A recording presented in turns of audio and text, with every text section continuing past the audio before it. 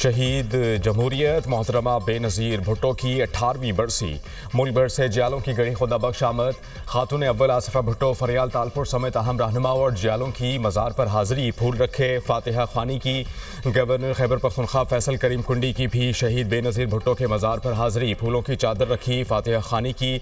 सदर आसिफ अली जरदारी और बिलावल भुट्टो गढ़ी खुदा बख्श में जलसा आम से खिताब करेंगे। लियाकत बाग रावलपिंडी में बेनज़ीर भुट्टो की जाए शहादत पर जियालों की हाज़री। फातिहा खानी की। जियालों का बेनज़ीर भुट्टो शहीद को खिराजे अक़ीदत। मोहतरमा बेनज़ीर को शहीद हुए तो 18 साल हो गए। हमारे को ऐसे लगता है वो आज भी हमारे दिलों में जिंदा है। ये ऐसा सो गए जो हम कभी भी नहीं भूल सकते और हम भुट्टो ख़ानदान की जो कुर्बानियाँ हैं वो ताहयात हमें याद रहेंगी। बीबी का जो एक खौल है वो कभी पूर्ण नहीं हो सकता, एक कमी है वो कभी पूर्ण नहीं हो सकती। लेकिन मोहतरम बिलावल भुट्टो को जब हम देखते हैं और जब उनको तकरीरें सुनते हैं तो ये महसूस होता है कि उनके थोड़े से गुण जो है वो बिलावल भुट्टो साहब में हैं।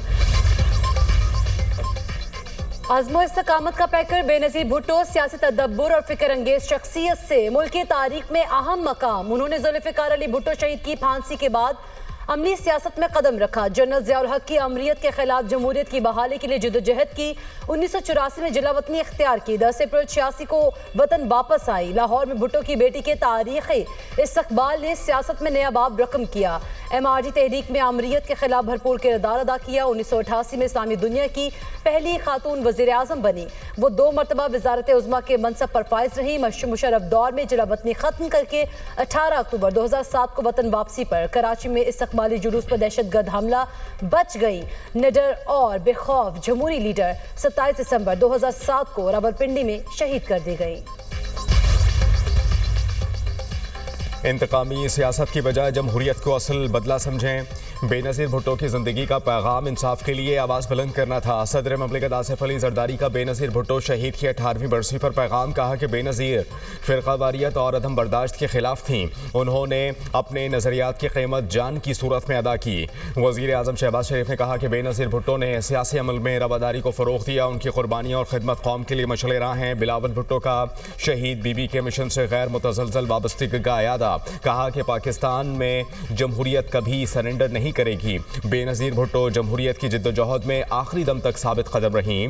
वज़ीर आला सिंध मुराद अली शाह ने कहा कि बेनज़ीर की ज़िंदगी आइन, जमहूरियत और अवाम के लिए थी। वज़ीर दाखिला मोहसिन नकवी बोले, शहीद बेनज़ीर भुट्टो एक अहद का नाम था जो जिंदा रहेगा।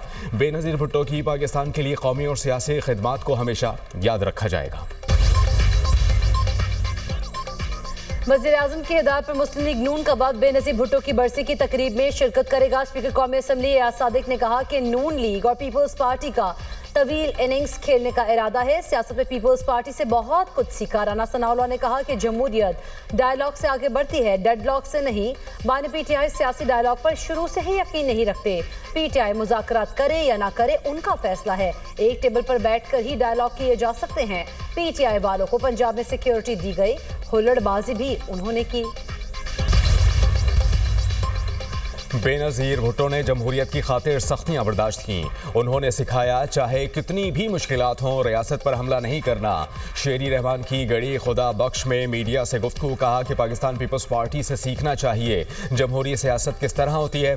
बेनज़ीर भुट्टो शहीद ने आमरियत का डट कर मुकाबला किया। वो हमेशा गरीब और कमज़ोर तबके के साथ खड़ी रहीं। आसिफ अली जरदारी ने कभी आमरियत से समझौता नहीं किया। बिलावल भुट्टो शहीद बीबी के विजन को आगे लेकर चल रहे हैं।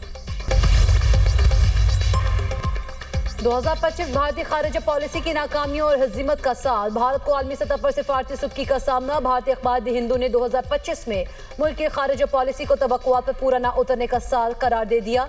अमेरिका के साथ ताल्लुकात पर अखबार द हिंदू के मुताबिक 2025 भारत के लिए इस सदी का मुश्किल तरीन साल साबित हुआ। टैरिफ में इजाफा, रूसी तेल पर पाबंदियां और H1B वीजा कदगनों ने साबित कर दिया भारत की वाशिंगटन के साथ शराकत मशरूत और मफादात पर मबनी है। अमेरिकी दबाव के नतीजे में भारत को रूसी तेल के मामले पर पीछे हटना पड़ा। Line of control, actual control पर कोई ठोस सिक्योरिटी पेशरफ न हो सकी। अखबार ने पहलगाम फॉल्स फ्लैग ऑपरेशन को संगीन सिक्योरिटी नाकामी करार दे दिया। भारतीय कार्रवाई के बाद तैयारों के नुकसान पर खामोशी ने भारत की साख को नुकसान पहुंचाया। पाक सऊदी दिफाई मुआहदे का ऐलान भारत के लिए इजाफी धचका था। बानी पीटीआई को किसी दूसरी जेल मुंतकिल करने का इल्म नहीं। पीटीआई एक शख्स के पीछे अपनी सियासत मत करे। वजीर आला सिंध मुराद अली शाह का तहरीक इंसाफ को मशवरा, कहा कि लोगों ने उन्हें इसलिए वोट नहीं दिए कि एहतजाज करें, आवाम को तकलीफ पहुंचाएं। पाकिस्तान तहरीक इंसाफ की हमेशा से ये आदत है, वो अपनी बात पर कायम नहीं रहते।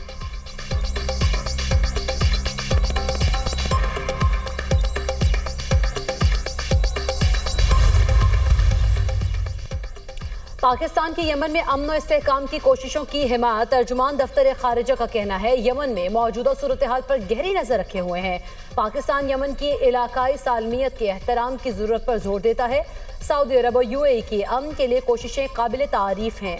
फ्रीकैन मुतफ़िका तौर पर मुज़ाकरात के जरिए सियासी हल निकालें। उम्मीद करते हैं सिफारती कोशिशें देरपा अमन के क़याम का सबब बनेंगी।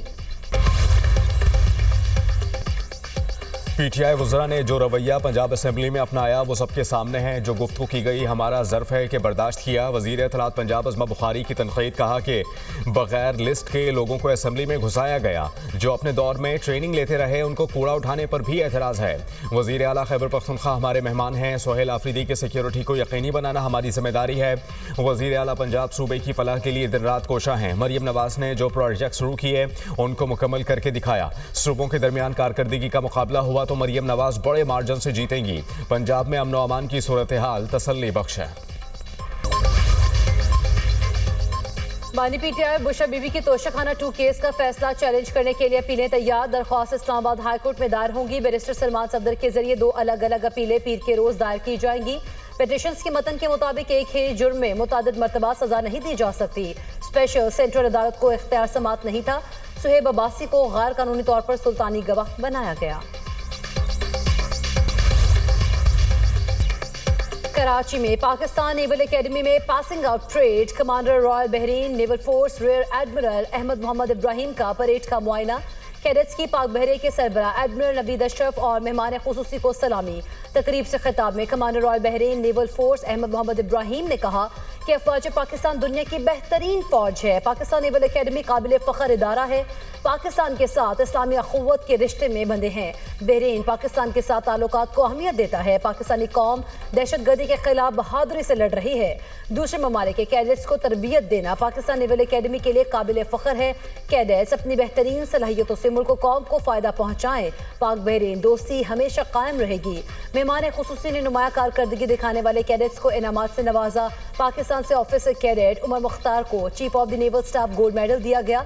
इराक से ऑफिसर कैडेट फहद हस्साम फरीद को chief of the naval staff gold medal दिया गया।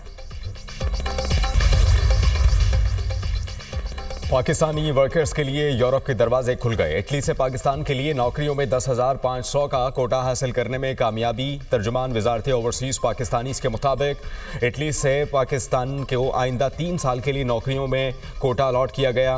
वफाकी वजीर चौधरी सालिक हुसैन ने कहा कि इटली का पाकिस्तान के लिए नौकरियों में कोटा मुख्तस करना अहम संग मील है। इटली में पाकिस्तानी वर्क फोर्स के लिए रोज़गार के दरवाजे खुलने जा रहे हैं। हुकूमत मेहनत कशों को बाइज़्ज़त रोज़गार की फराहमी के लिए कोशा है। ओवरसीज़ पाकिस्तानी मुल्की मईशत में रीढ़ की हड्डी की हैसियत रखती है।